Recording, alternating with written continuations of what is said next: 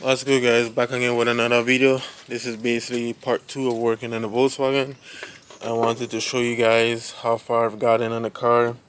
Um, try to record of me taking off stuff, but it's taking up too much memory. So I'm gonna show you guys what all I got done, and trying my best to get this head off today. So let's go.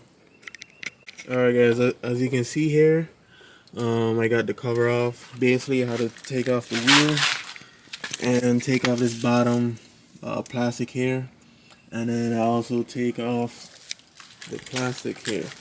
So there's three bolts on each side and one in the middle right there. So basically get that off so you can get space and you can see all the gunk and stuff under here. So I took off the serpentine belt, so now I got the space to get the crank pulley off. And then once I get the engine mount off, I can get off the front cover and basically get off the timing chain, all that stuff. And then the next part is to get off the basically the what do you call it, the turbo, all that stuff. So the reason how I got the cover off without moving the side mount is I got out the dipstick. Basically push it off from here, then you wiggle it out to the top, and then I already got all the bolts loose. So when I got that out, then I could have got off the timing cover. So timing chain don't look snap.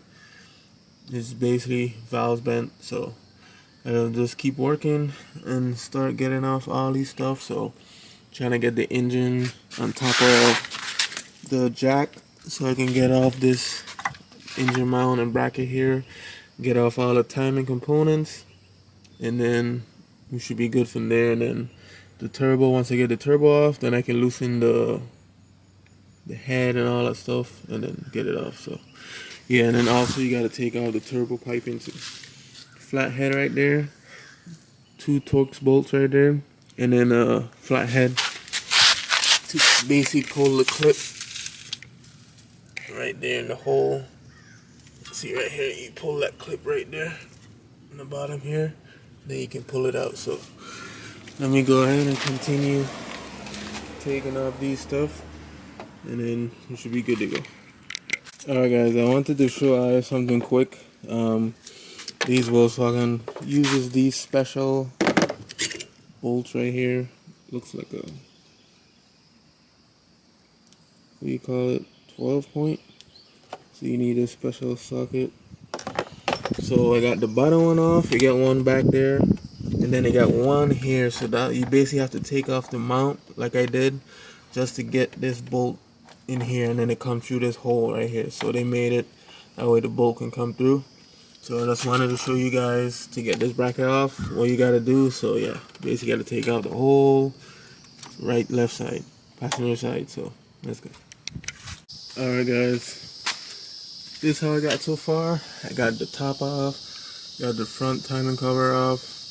I took this cover back off. Okay, I put it on to make sure stuff don't fall in. But yeah, first thing when I took off the cover, if you can see here, I found this little piece just sitting here, and this is piece of the tensioner. So you can tell in there something is broken.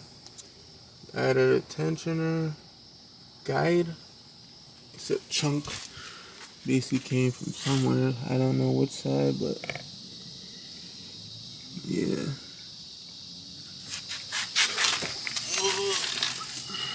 Yeah, look, another piece down there. Right there. You can see right here. See, it's another piece. So I'll have to maybe take out the oil pan and see, because I gotta do the timing chain for everything anyway, so I gotta take that off. You gotta take it off, but yeah, and continue to strip everything and keep doing it. So let's go. Alright, guys, we have gotten the head off the vehicle. You can see the head gasket was gone.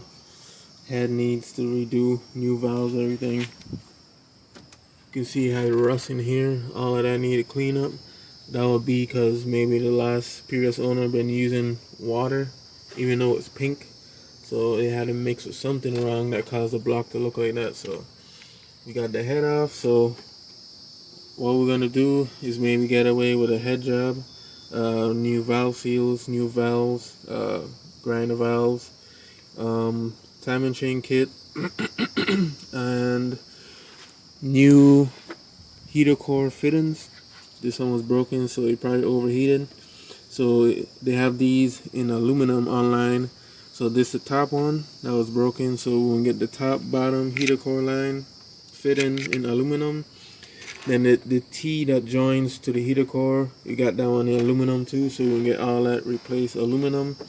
And then after that, this vehicle should be good to go.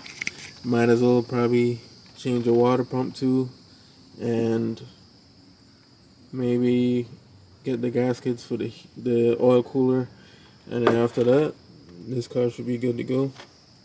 With that being said, thank you guys for watching, and stay tuned for part 3.